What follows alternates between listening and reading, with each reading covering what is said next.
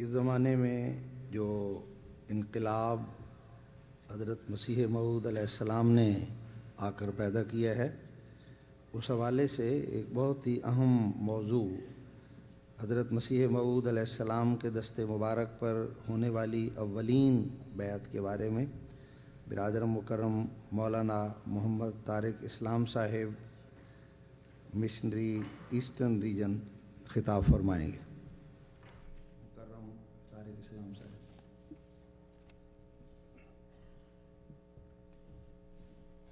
اشہد ان لا الہ الا اللہ وحدہ لا شریک لہ واشہد ان محمدا عبدہ ورسولہ اما بعد فاعوذ باللہ من الشیطان الرجیم بسم اللہ الرحمن الرحیم ان الذین یبایعونک انما یبایعون اللہ ید اللہ فوق ایدیہم فمن نکث فانما ینکث علی نفسہ ومن اوفى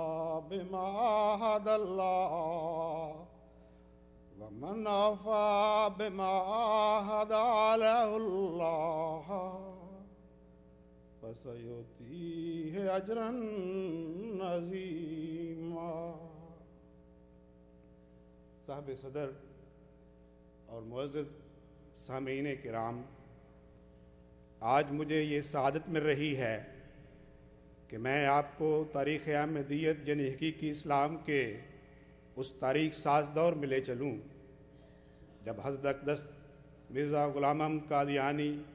مسیح موعود و مہدی موعود علیہ الصلوۃ والسلام نے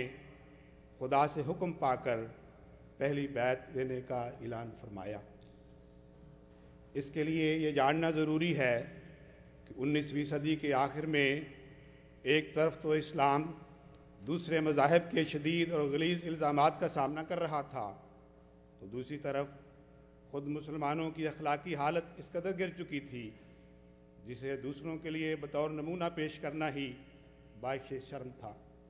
بقول علامہ اقبال، یہ مسلمان ہیں جنہیں دیکھ کے شرمائیں یہود۔ اسلام کی اس بے کسی کے زمانہ میں اللہ تعالیٰ نے حضرت مسیح موعود علیہ الصلوۃ والسلام کو مسلمانوں کی بیداری اور ان میں سچی حمیت اور اخلاص پیدا کرنے اور اسلام کو تمام ادیان باطلہ پر غلبہ بخشنے کے لیے مبعوث فرمایا۔ سیدنا حضرت مسیح موعود علیہ الصلوۃ والسلام کا دل ابتدا ہی سے اسلام کی بے کس اور بے بس حالت کے لیے فکر مند رہتا تھا، اور نوجوانی میں ہی آپ کا مشغول اور مرغوب مشغلہ یہ تھا کہ اپنے وقت کا بیشتر حصہ اس کوفت میں گزارتے جو امت محمدیہ کی اعتقادی اور عملی خرابیوں کو دیکھ کر ہوتا تھا، اور ایک مضطرب دل کو لے کر آپ اللہ تعالیٰ کے حضور گرتے اور اس کی استعانت طلب کرتے۔ نہ صرف مسلمانوں کی اندرونی حالت سے صدمہ ہوتا تھا، بلکہ جب بیرونی حملوں کو دیکھتے کہ مختلف مذاہب کی طرف سے اسلام کی تعلیم اور حضرت سید ولد آدم صلی اللہ علیہ وسلم کی ذات پر جگر خراش اعتراض ہوتے ہیں، تو آپ کا اضطراب اور بھی بڑھ جاتا۔ اس ہم و غم کی کیفیت میں کبھی آپ کے دل سے یہ آواز نکلتی، این تو فکر دین احمد مغز جانے باغداخت کثرت ادائے ملت قلت انصار دین، یعنی اس امت مسلمہ کی قلت دیکھ کر اور پھر اس کے مقابل پر دشمنوں کا ایک انبوہ عظیم دیکھ کر ذہن نہایت ہی بے چین ہے۔ تو کبھی ان الفاظ میں خدا تعالیٰ کے حضور سر بسجود ہوتے، ہر شب ہزار غم بمن آئے درد قوم، یا رب نجات بخش عظیم روز پرشرم۔ اس قوم کی حالت دیکھ کر میری ہر رات دکھ اور کرم میں گزرتی ہے، اے خدا ان کی اس شرمناک حالت سے جلد ہمیں نجات بخش۔ حضرات، دین احمد صلی اللہ علیہ وسلم کی بے کسی اور حصول تائید ربانی کی طرف سے بے قرار ہو کر بار بار اس قسم کی آہذاریاں اور دعائیں آپ نے رب کریم کے حضور کی ہیں، پھر اس شدید طڑپ میں آپ کے دل سے نکلی ہوئی یہ صدا بھی سنائی دیتی ہے، مجھ کو دے ایک فوق عادت اے خدا جوش و تپش، جس سے ہو جاؤں میں غم میں دی کے ایک دیوانہ وار، وہ لگا دے آگ میرے دل میں ملت کے لیے، شعلے پہنچے جس کے ہر دم آسماں تک بے شمار۔ حضرت اقدس مسیح موعود علیہ الصلوۃ والسلام کی تحریرات میں احیاء دین احمد صلی اللہ علیہ وسلم کے لیے ایک تڑپ کا اظہار ملتا ہے۔ آپ فرماتے ہیں، مجھے اس کی عزت اور جلال کی قسم ہے کہ مجھے دنیا اور آخرت میں اس سے زیادہ کوئی چیز بھی پیاری نہیں کہ اس کے دین کی عظمت ظاہر ہو، اس کا جلال چمکے اور اس کا بول بالا ہو۔ کسی ابتلا سے اس کے فضل کے ساتھ مجھے خوف نہیں، اگرچہ ایک ابتلا نہیں کروڑوں ابتلا ہوں،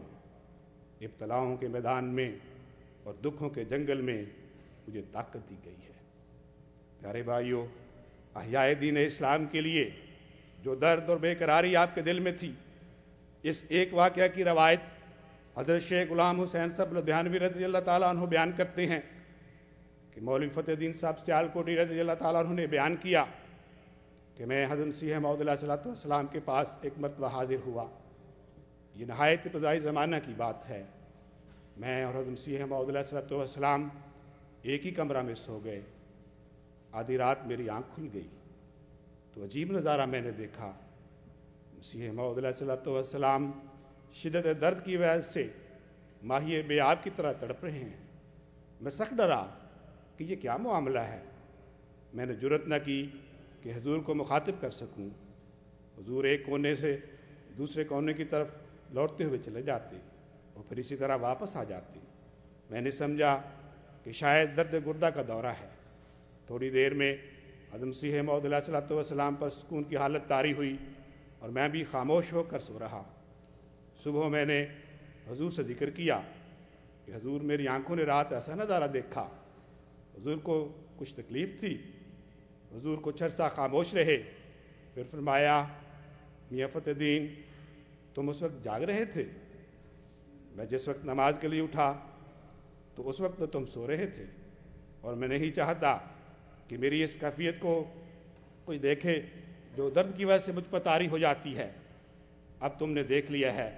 تو مجھے بتلانا پڑا ہے۔ اصل بات یہ ہے کہ جب اسلام کی خستہ حالی اور پریشانی کا خیال مجھے آتا ہے تو میں بے قرار ہو جاتا ہوں اور میرے پر درد کی حالت طاری ہو جاتی ہے۔ حضرات، حضرت اقدس مسیح موعود علیہ الصلوۃ والسلام کی زندگی میں بچپن اور شباب سے اپنی ماموریت کے اعلان تک ایک نہ تھمنے والا طوفان عشق میں ملت میں اٹھتا ہوا نظر آتا ہے۔ کوئی دعا اس وقت اپنی ذات یا اپنے عزیزوں وغیرہ کے لیے نہیں، بلکہ اسلام کے غلبہ اور آن حضرت صلی اللہ علیہ وسلم کے اتمام نور کے لیے ہوتی تھی۔ اور وہ مجیب الدعوات خدا بھی آپ کے اس اضطراب اور قلب کو دیکھ کر آپ کو تسلیاں دیتا ہے اور آپ کو یقین دلایا جاتا ہے کہ خدا تعالیٰ کی قدرتوں کی تجلی اور نور محمدی کے ظہور کا وقت آ پہنچا ہے، جس کا اظہار آپ نے یوں فرمایا، دین کی نصرت کے لیے ایک آسماں پر شور ہے، اب گیا وقت خزاں، آئے ہیں پھل لانے کے دن۔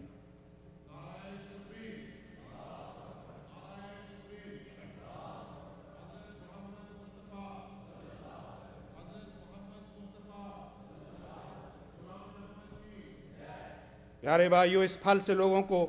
خدا کا حکم پا کر خدا کا مسیح یوں اطلاع دیتا ہے، مجھے حکم دیا گیا ہے کہ جو لوگ حق کے طالب ہیں وہ سچا ایمان